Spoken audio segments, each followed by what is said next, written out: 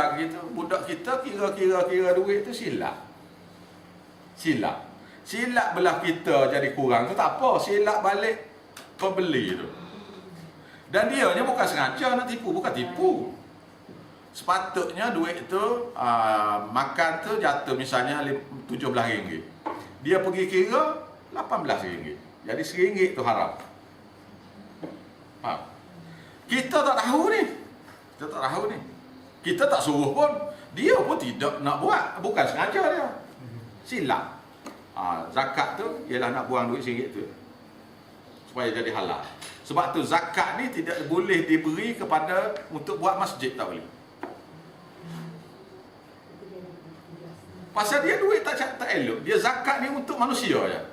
Barulah dia jadi halal. Ada kan orang keluar, ni zakat saya ni untuk buat masjid. Itu tak sah zakat. Buat masjid, duit mesti duit sedekah, bukan duit zakat. Nah, ini kita ni, duit zakat saya ni untuk buat masjid ni. Tak boleh. Ni berapa ramai ni, orang dah amal dah ni. Nah,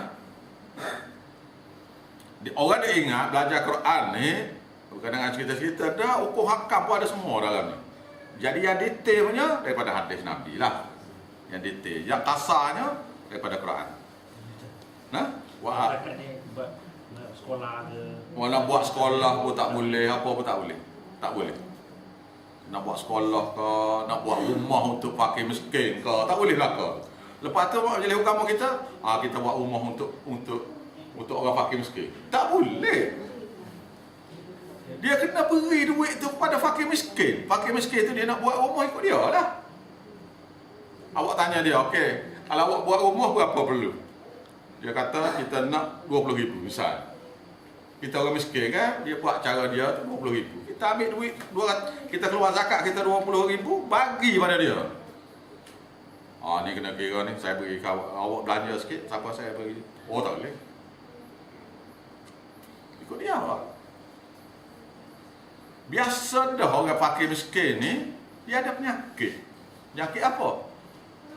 Penyakit judi, penyakit tak semayang, penyakit tak puasa. Biasa dah. Sebab tu dia miskin. Dia ada perangai. Dia tinggal ada mereka. Dia tak semayang. Tidak gitu. Muslim. Jadi kita tidak boleh nak kontrol waktu. Tapi masa kita beri itu, kita kata, kalau kamu masih lagi tak semayang, masih lagi tak puasa, tak apa, tak nak bagi dah pada kamu, kena beri pada orang lain. Boleh lah nak sarah pada dia. Terus saya tadi kata bagi kita jangan apa?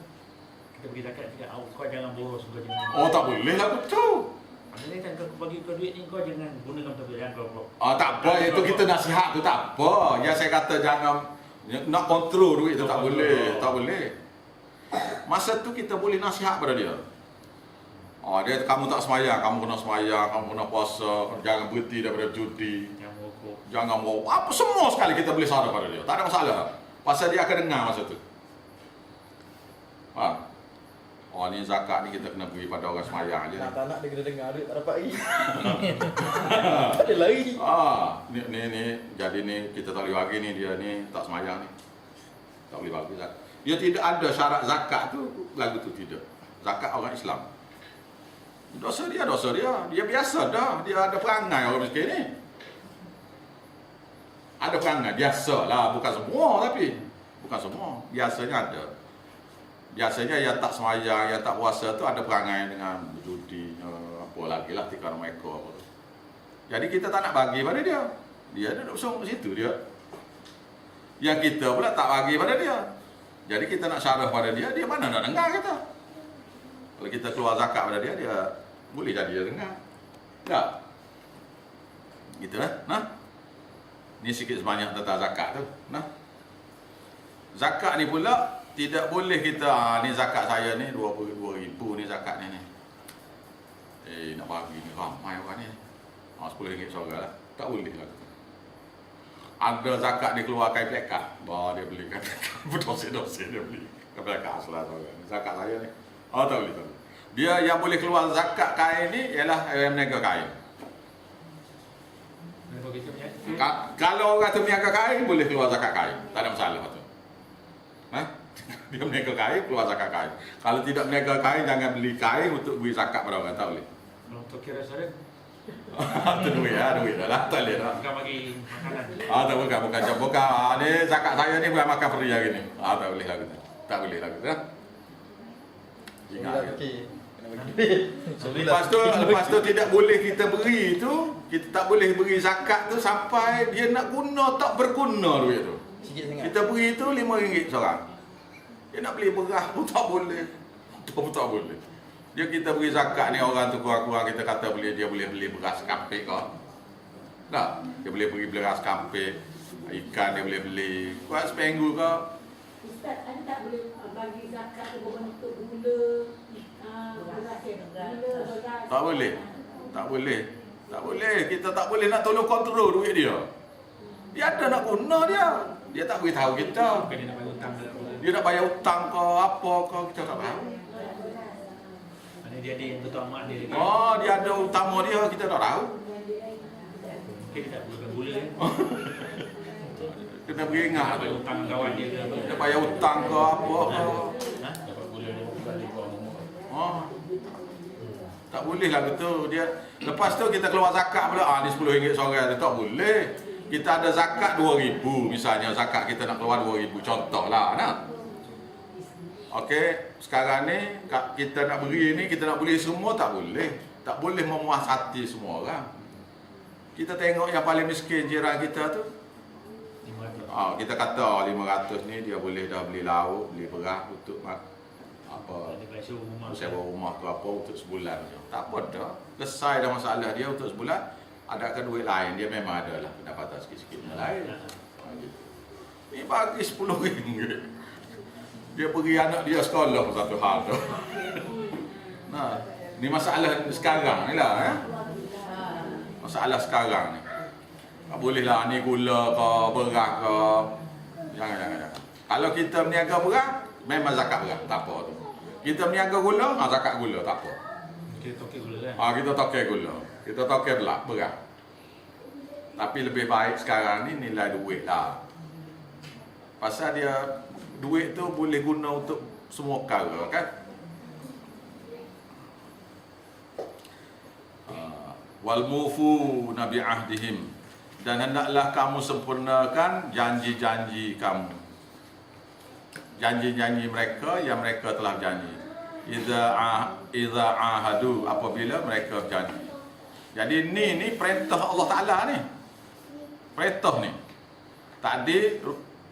Tadi rukun tadi. Kemudian ini ialah perintah supaya kita buat. Lepas tu was-sabirina bil nafil ba'sa'i wad-dharra, dan orang-orang yang boleh bersabar terhadap kesempitan hidup. Dia ada kita ni ada duit tapi sempit. Ni ingat tu. Duk ingat orang dak kata ni orang miskin. Dak, kesempitan hidup. Jadi duit kita tu ada jadi sempit hidup kita. Tertekan hidup kita. Nak bayar tu, nak bayar ni, Nak bayar tu, nak bayar ni. Mari bertipu-tipu kan. Adalah kemungkinan berlaku. Was-sabirina fil ba'sa'i wad-dharra, iaitu orang yang boleh bersabar dalam kesempitan hidup, wad-dharra, dan musibah. Musibah yang kena pada mereka. Wa hinal ba'th, dan ketika berlaku musibah dalam peperangan. Ya, peperang ada musibah juga. Musibah apa perang ni? Allah banyak perkara. Rumah kena bom, nak pergi kedai tak boleh. Tak, makanan tak ada, tak cukup, macam-macam. Banjir. Ni tak ada sini dapat dia perang ni. Ni perang ni. Wadharra wa hinal ba'th, dan apa saja musibah yang kena masa perang. Ni untuk orang yang bersabar ni. Sabar kesempitan hidup, sabar tentang musibah. Mudah ya nak kena musibah yang Tuhan beri pahala, dan musibah bala. Mudah ya. Satu orang yang pendapatan dia, kita kata dia ni orang biasa lah. Biasa ada pendapatan apa semua, ada niaga sikit. Kemudian Tuhan angkat rezeki pada dia. Dia pun naik, angkat rezeki dia pun melonjak naik. Dia berubah jadi orang yang jahat tu, itu dia panggil bala. Rezeki itu adalah bala untuk dia. Kalau kita diberi rezeki pada dia, kemudian dia tubuh jadi makin orang, jadi makin tunduk, itu rezeki itu beri manfaat pada dia. Orang Kelantan kata makin meta, makin sombong. Ramai tu macam tu tak? Belum ada pangkat ke, belum ada harta ke, okey dia. Ada satu orang kawan saya tu, dia tidak boleh duit lebih pada RM100 dalam poket. Tak boleh dia. Ada kawan saya. Beza umur tua dia dalam 7-8 tahun tua dia daripada saya. Dia tidak boleh duit dia melebihi RM100 dalam poket. Kalau ada dekat-dekat 100, dia bubuh perangai. Jadi sombong luar biasa. Pelik, manusia ni pelik tu. Ini saya cakap terang-terang ni. Ni contoh ni dah. Kalau nak beritahu nama dia jadi mumpak. Ni contoh. Iaitu contohnya kita pergi ke restoran lah, kita kata ajak dia jadi makan. Biasanya kita duk belanja ni. Jadi hari tu dia ada duit RM100. Jadi masa nak bayar dia pun panggil lah apa pelayan tu. Mari sini orang nak bayar ni. Dia melau. Pelayan tu duduk dekat dapur tu. Tak ada orang buat gini ni. Orang nak bayar ni. Dia buat apa dapur tu? Dia kata. Lepas tu pelayan tu bagi. Berapa ni? Kira belakang. Meja tu sekali. So, kita tengok tu peranjat tu. Kemudian dia bila diberitahu contohnya kita kata RM18, dia cabut duit dia tu semua RM100. 18 kan? 1, 2, 3. Dia balik tu. Bukan dia letak ni, dia balik. Saya puas nasihat dah. Dan dia ni termasuk orang miskin. Tuhan tak bagi dia lebih. Bila duit saja lebih saja, dia sudah jadi angkuh. Masih dalam miskin lagi lah. 100 je. 100 ya, bukan banyak. Orang lain tu gambar RM1,000, ni 100 ya. 100 dah rosak lah. Maknanya ada orang yang Tuhan sayang, daripada beri kepada mereka tu harta, kerana bila diberi harta dia akan jadi sombong. Maka Tuhan tarik. Ada orang lagi tu. Nah? Itu saya kata ada ayat kata yang kita buat ayat yang mengatakan bahawa orang kaya ni bila dia mati paling sikit amal yang dia bawa ialah orang kaya. Itu surah An-Nisa. Orang kaya ialah yang paling sikit bawa balik harta pahala ke akhirat. Kecuali Tuhan kata orang-orang yang infak harta dia kepada sabilillah dan orang yang sebab agama. Itu saja yang boleh. Yang lain pada tu pahala yang paling sedikit sekali Tuhan kata dalam Quran surah An-Nisa. Nanti sampai surah An-Nisa saya baca ayat ke-30 40 itu. Saya mengajar 2-3 hari lepas. Baik. Ulaika, maka orang-orang yang bersifat seperti ini alladzina sadaqu adalah orang yang benar-benar benar dalam akidah. Sodaku, orang yang betul-betul benar dalam akidah.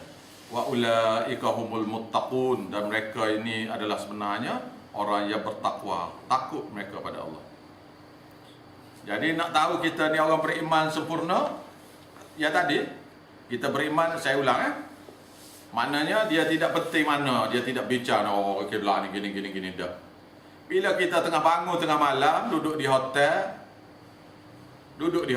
kita diingatkan biasanya sejadah kita menghadap kat ni rumah kita. Jadi katil rumah kita ni gini, maka kita sembahyang beginilah biasanya. Tiba-tiba kita tak ingat kita ni tidur di hotel. Kita pun letak sejadah kita seperti mana bangun tengah malam nak sembahyang malam contohlah. Kita pun ampas sejadah, besoknya kita sedar-sedar kiblat pun. Sembahyang kita tu sah. Tak payah ulang.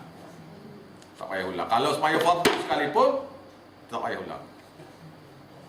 Sebab masa kita sembahyang tu kita yakin.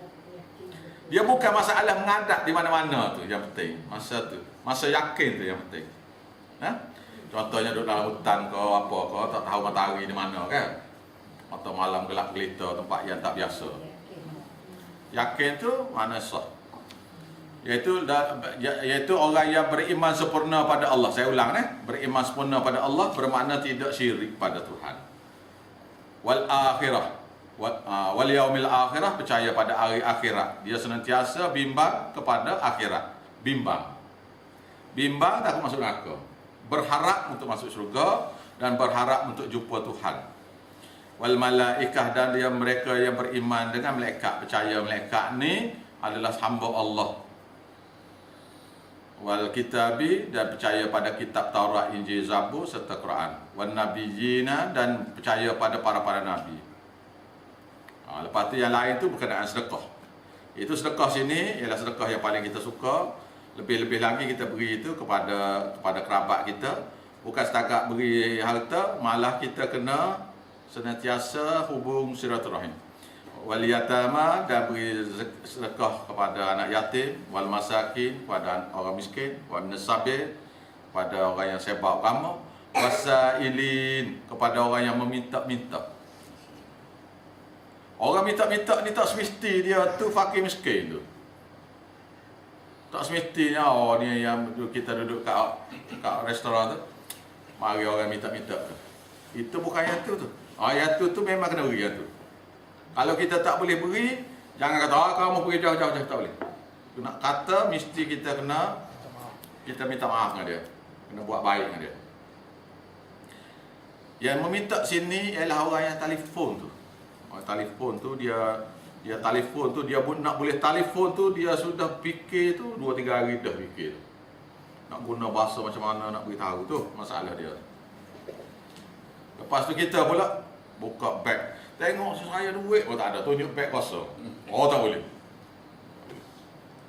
Kita tak ada duit, kita cakap tak ada duit, tak payah tunjuk beg kosong, tak payah.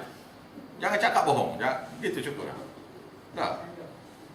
Kalau kita berasa dia tak boleh bayar, dia nak RM100, kita berasa dia tak boleh bayar, kita beri RM50. Alah, senang. Dia nak RM100, kita ini tak bayar ni. Beri RM50. Dia raya sakit kepala. Sedekah siap RM50. Pasal dia nak susun bahasa, nak telefon beritahu kita tu training lama tu. Kita tak tahu dia tu. Training bukan main ni, nak susun bahasa ni. Ini agak telefonkan dia ni kerja kau segan apa nah. Ustaz yang satu dia minta derma. Kita kasih jumlah ni. Dia minta lebih. Kalau kita dah naik marah, kita marah dengan dia tu macam mana? Kita kata saya pagi tadi ada satu, ni saya cakap saya lah. Ada satu orang pagi tadi, saya tu nak makan tu. Dia beri salam pada saya, orang Pakistan.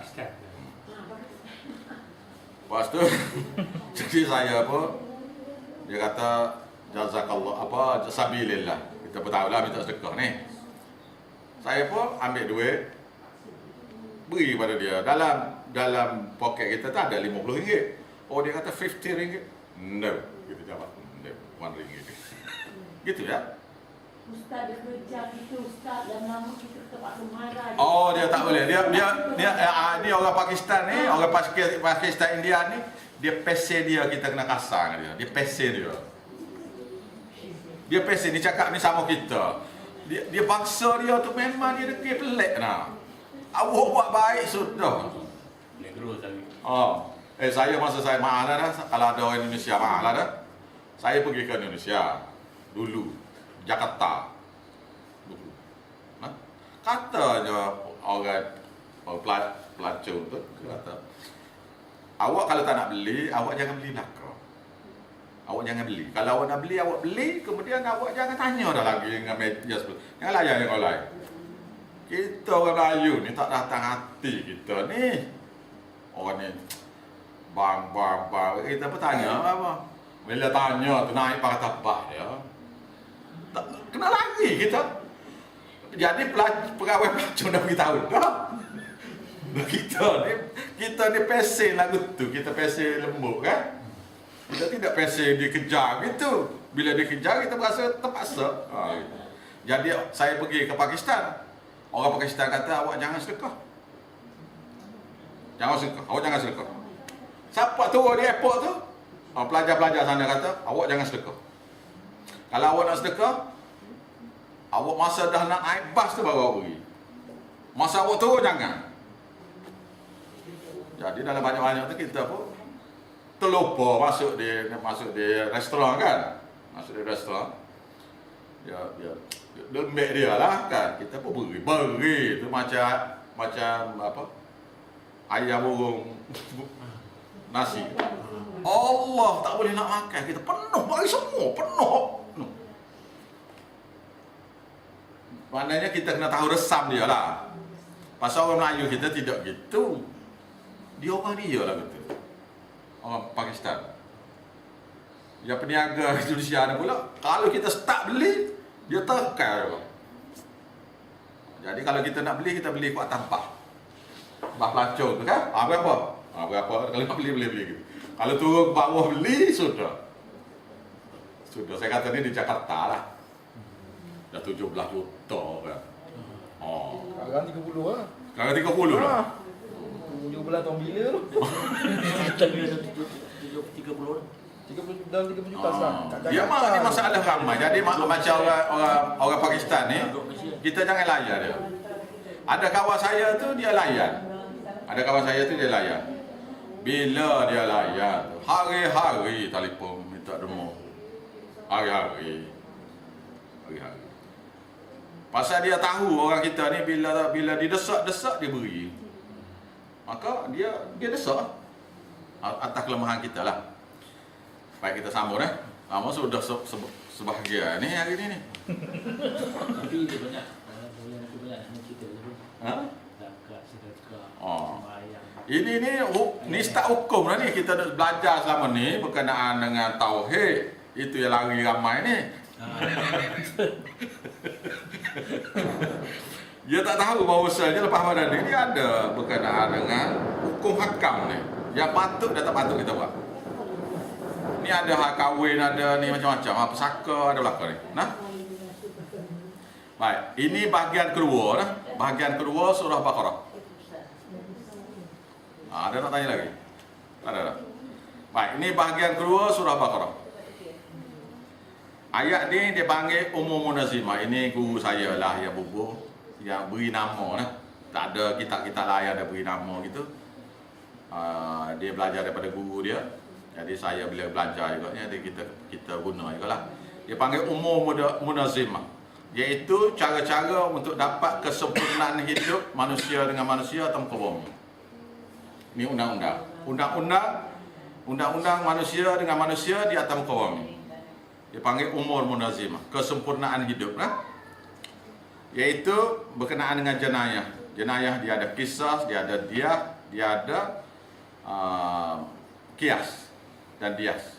Nah, bagi orang Yahudi ada kisah saja. Orang Yahudi ada kisah saja. Orang Islam ada orang Nasara ada dias saja. Mana bayar denda saja. Yahudi hukum saja, pacunglah, rejamlah, ada hak tu ada. Yang Nasara pula kias saja, apa dias saja. Iaitu bayar denda saja. Yang Islam pula kisah pun ada, dias pun ada. Bayar denda kan? Ini ayat-ayatnya. Ya ayyuhalladzina amanu, wahai orang-orang yang beriman. Bila kata beriman, mana kita termasuk ni? Kutiba alaikumul qisas, difardukan ke atas kamu hukum hudud. Hukum hudud ni qisas, keadilan. Keadilan fil qatla, dalam kes pembunuhan. Ni cerita hukum hudud duk bising-bising. Dia duk bising-bising lah ni kes ni dah. Fil qatla, iaitu tentang pembunuhan. Al-hurru bil hurri, orang merdeka dihukum kisah dengan orang merdeka juga. Kalau yang membunuh tu merdeka, maka yang kena bunuh tu orang merdeka lah. Wal abdu bil abdi, orang hamba dengan hamba. Wal untha bil untha, yang perempuan dengan perempuan. Faman ufiya, barang siapa yang dapat, yang membunuh tadi, boleh bagi sesiapa pembunuh itu ufia, telah yang dimaafi oleh keluarga si mati. Nah, oleh keluarga si mati ni, min akhihi, daripada saudara warisnya, syai'un, sikit pun, dimaaf sikit, dimaaf semua sekali. Dimaaf sini maaf nyawa, maaf sini maaf nyawa, dia bunuh orang. Jadi keluarga si mati saat ni kata tak apa, kita maaf, tapi kita nak bayar denda, bayar dia ganti rugi. Ini kalau hukum hidup berlaku ni, rabak ni, rabak. Awak tahu tak siapa dia yang bayar? Siapa dia kah yang bayar ganti rugi tu? Pembunuh telah kena bayar ganti rugi tu. Nah, pembunuh lah kena bayar ganti rugi tu. Pembunuh sini ialah kalau yang membunuh tu lelaki, maka ya lelaki tu kena bayar. Okey? Bayar sini ialah 100 ekor unta. Harga ni kalau kira sekarang ni pukul rata 15,000. 100 ekor 1.5 juta. Ini bagi yang mati tersalah bunuh, tak sengaja. Contoh tak sengaja, accident. Awak langgar satu orang mati. Hukum dianya 100 ekor unta, reba kena bayar kepada keluarga si mati. Tak salah ni, tak salah, kena bayar. Yang salah kena hukum bunuh. Yang sengaja langgar kena bunuh lah, hukum bunuh lah. Ini yang accident ni tak salah. Ni orang dia ingat hukum hidup ni macam mana ni. Dengar kan? Kita tak cakap lah tentang bunuh tu. Kalau yang siapa yang bunuh, maka hukum dia hukum bunuh, bunuh balas. Nah, orang yang hukum balas saat ni, keluarga si mati saat ni boleh buat pilihan kepada si pembunuh tadi. Kalau dia kata aku maaf nyawa, maknanya dia tidak nak hukum bunuh kepada si mati. Dan ni mati dah, keluarga kita ni mati dah. Yang kita ni miskin belaka ni buat kita ni. Si pembunuh yang sengaja ke si pembunuh yang sengaja ni, sengaja.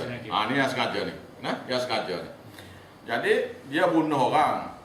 Lepas tu kita ni pula buat miskin-miskin belaka ni buat kita ni. Kalau kita bunuh dah keluarga kita ni memang mati dah. Kalau kita maaf, kita dapat 1.5 juta.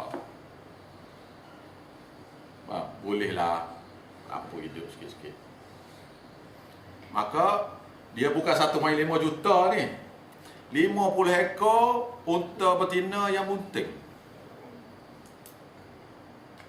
30 ekor unta betina yang lepas tu unta dia 100 ekor unta semua. Saya tak ingat dia punya tu, tapi ada dalam hati lah dah. Jadi kalau kita kata 15,000 tu murah sekor. Kalau ambil pukul kata 15,000 sekor tu murah.